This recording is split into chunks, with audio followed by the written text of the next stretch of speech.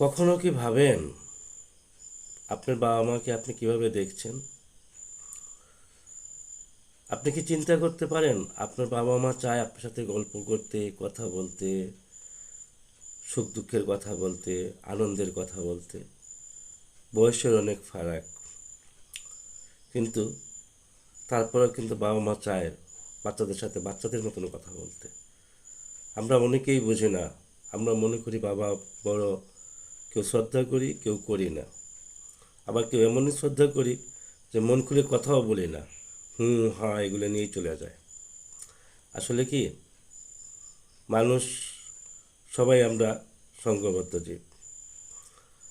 আর সেই জন্য যখন মানুষ বৃদ্ধ হয়ে যায়, তার কাছে যখন কাজ থাকে না, তখন সে চায় সন্তান নাতিপুতি এদেরকে নিয়ে সুন্দর একটা জীবনযাপন, হাসি খুশি জীবনযাপন, তারও কেউ আর থাকুক, তার সাথে কেউ কথা বলুক, সবসময় উঠা বসা করুক।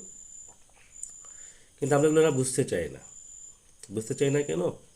আমরা তখন আমাদের যৌবনে আমাদের যে প্রয়োজনগুলো, সেই প্রয়োজনগুলো নিয়ে এত ব্যস্ত থাকি যে আমাদের হাতে সময়ই থাকে না বাবা মাকে সময় দেওয়ার জন্য।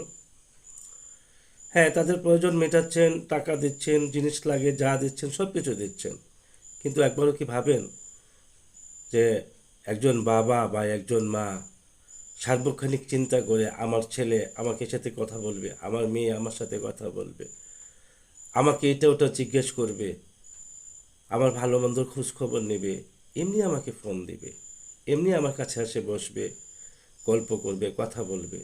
সঙ্গ তো একজন মানুষের দরকার, তাই না?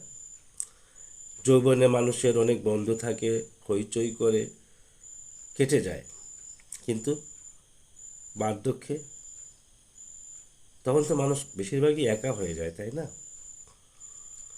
তখন যদি বাচ্চারা বাবাদেরকে বুঝতে না পারে, মাদেরকে বুঝতে না পারে, তাদেরকে সঙ্গ না দেয়, তাহলে একটা নিঃসঙ্গ জীবনযাপন বাবা মা কাটায়।